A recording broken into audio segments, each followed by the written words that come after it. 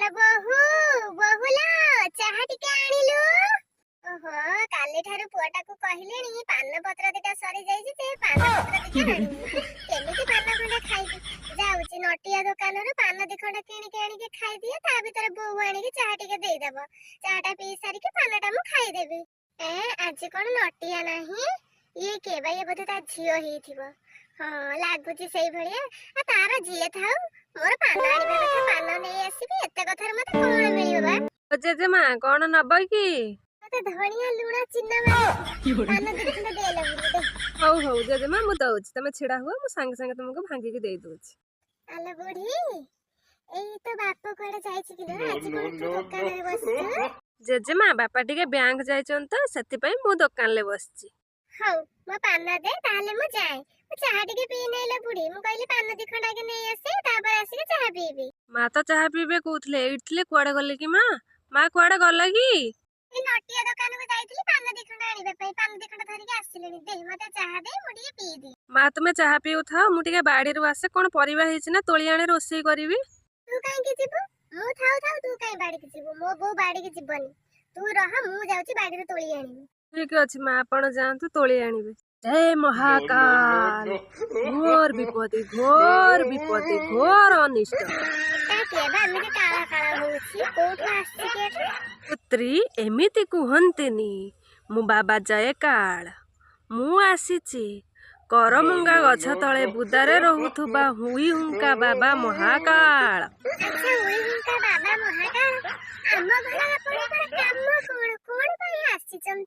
ପୁତ୍ରୀ ମୁଁ ଏଇ ବାଟ ଦେଇକି ଯାଉଥିଲି, ତମ ଘର ଉପରେ ମୋର ନଜର ପଡ଼ିଲା।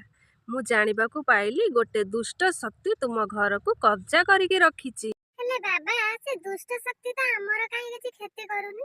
ଆପଣ କହିବା ହିସାବରେ ଯଦି ଗୋଟେ ଦୁଷ୍ଟ ଶକ୍ତିର ନଜର ଆମ ଘର ଉପରେ ଅଛି, ସେ ତ ଆମର କିଛି କ୍ଷତି କାହିଁ କରୁନି କେବେ? ପୁତ୍ରୀ ଭୁଲଟା ତୁମେ ଦେଖିପାରୁନ, ଦେଖିକି ଅଣଦେଖା କରୁଛ। ତୁମେ ଥରେ ଭାବିଲ, ଯେତେବେଳେ ତୁମ ପୁଅ ମ୍ୟାରେଜ କରିନଥିଲା, ସେତେବେଳେ ତମେ ଯାହା କହିବା ପୂର୍ବରୁ ତମ ପୁତ୍ର ଆଣିକି ଯୋଗେଇ ଦଉଥିଲା ନା। ଏବେ ତୁମର 3 ଦିନ ହେଇଗଲାଣି, ପାନ ସରିଗଲାଣି ନା, ତମ ପୁଅ ତମକୁ ପାନ ଆଣିକି ଦଉନାହିଁ ନା। ତାହେଲେ ତମେ ଏଇଠୁ ବୁଝିପାରୁଛ କି ନାହିଁ ତୁମ ଘରେ କଣ ଘଟୁଛି ବୋଲି? ଏସବୁ କାମ ସେ ଦୁଷ୍ଟ ଶକ୍ତିର। ଆରେ ସତ୍ୟ ତ, ମୋ ପୁଅ ତ ମୋ କଥା ମାନୁନି, ମୋ କଥା ବୁଝୁନାହିଁ। ବାବା କହିବା ଅନୁସାରେ ତାହେଲେ କଣ ଦୁଷ୍ଟ ଶକ୍ତି ମୋ ବୋହୁ? ମୋ ବୋହୁ ଆସିଲା ଦିନ ଠାରୁ ପୁଅ ମୋ କଥା ଶୁଣୁନାହିଁ କି ମାନୁନାହିଁ। ଏବେ କଣ ତମେ ସବୁ ବୁଝିପାରିଲ ପୁତ୍ରୀ? ହଁ, ମୁଁ ଏବେ ସବୁ ବୁଝିପାରିଲି। ଏବେ ତାହେଲେ ମୁଁ କଣ କରିବି, ମତେ ସେଇ କଥା କୁହନ୍ତୁ ବାବା। ତୁମେ ଚିନ୍ତା କରନି, ସବୁ ସମସ୍ୟାର ସମାଧାନ ମୁଁ କରିଦେବି। ସେଥିପାଇଁ ମୁଁ 20,000 ଟଙ୍କା ନେବି। ତମେ ସମସ୍ୟାର ସମାଧାନ କରିବା କଥା ଚିନ୍ତା କର ବାବା, ଟଙ୍କା ପାଇଁ ଚିନ୍ତା କରନି। ଯେତେ ଟଙ୍କା ଲାଗିବ ମୁଁ ଦେବି। କାଲି ଦିନ 9ଟା ବେଳେ ମନ୍ଦିର ପଛପଟେ ମୁଁ ଗୋଟେ ପୂଜା କରିବି। ସେଇ ପୂଜାରେ ତମର ସବୁ ଗ୍ରହ କଟିଯିବ। ବାପାଙ୍କୁ ତ ବଡ ବଡ କଥା କହିଦେଲି। 10,000 ଟଙ୍କା କୋଉଠି ଆଣିବି? ସିଏ ତ କାଲି କହିଛନ୍ତି ପୂଜା କରିବେ ବୋଲି। ଯୋଉ ଟଙ୍କା ମୋ ପୁଅ ଏତେ ପରିଶ୍ରମ କରି ରୋଜଗାର କରୁଛି ଘର ଚଳେଇବା ପାଇଁ, ସେଇ ଟଙ୍କା ନେଇକି ମୁଁ ବାବାଙ୍କୁ ଦେଇଦେବି। ଯାଉଛି ନହେଲେ ସେ ପ୍ରେମା ସ୍ତ୍ରୀ ପାଖରୁ ନେଇ ଆସିଥିବି, ପରେ ମୁଁ ଭତ୍ତା ଟଙ୍କା ପାଇଲେ ସୁଝିଦେବି। ପ୍ରେମା ସ୍ତ୍ରୀ ଲତା, ତୋ ପାଖରେ ଟିକେ କାମ ଅଛି, ଶୁଣିଲୁ? କୁଆଡେ ଗଲୁ ଟିକେ ଶୁଣୁନୁ? ଏଇଟା ଖୁଡି ପାଟି ଭଳିଆ ଶୁଭୁଛି। ଖୁଡି ବୋଧେ ମତେ ଡାକୁଛନ୍ତି ନା କଣ? ହଁ ତ ସେଇଭଳିଆ ଲାଗୁଛି। ଖୁଡି ଆସ, ଭିତରକୁ ଆସ। ଆଲୋ ଲତା, ତୋ ଶାଶୁ ନାହିଁ କିଲୋ? ନା ଆମ ଖୁଡି ମା ନାହାନ୍ତି, ଅପା ଘରକୁ 2 ଦିନ ହେଲା ଯାଇଛନ୍ତି। ଆଉ ତୋ ସ୍ୱାମୀ ପ୍ରେମା ନାହିଁ କିଲୋ? ସିଏ ବି ନାହାନ୍ତି ମୋ ଖୁଡି, ସିଏ ପରା ଅଫିସ ପଳେଇଛନ୍ତି। ହଉ ସେ କଥା ଛାଡ। ମୁଁ କଣ କହୁଥିଲି କି, ତୋ ପାଖକୁ ଆସିଥିଲି, ଟଙ୍କା 10,000 ଦେଇଥାନ୍ତୁ। 8 ଦିନ ଭିତରେ ମୁଁ ତତେ ଫେରେଇ ଦେଇଥାନ୍ତି। ଖୁଡି ଏତେ ଗୁଡେ ଟଙ୍କା ମୁଁ କୋଉଠୁ ଆଣିବି ଯେ ଆପଣଙ୍କୁ ଦେବି? ହେଲେ ଖୁଡି ଆପଣ ଏତେ ଟଙ୍କା ନେଇକି କରିବେ କଣ? ଆପଣଙ୍କୁ ତ ଭର୍ତ୍ତା ମିଳୁଛି, ଆପଣଙ୍କ ପୁଅ ତ ଘର ଚଳେଇଲା, ଆପଣଙ୍କର ସେମିତି ତ କିଛି ନାହିଁ, ଝିଅ ବି ତ ନାହିଁ। ତାହେଲେ ଏତେ ଟଙ୍କା କଣ ପାଇଁ ଖୋଜୁଛନ୍ତି? ତାକୁ ମୁଁ ସତ କଥା କହିଦେବି ନା? ହଁ ଯାଉଛି କହିଦିଏ। ନ କହିଲେ ଭୁଲ ହେଇଯିବନି।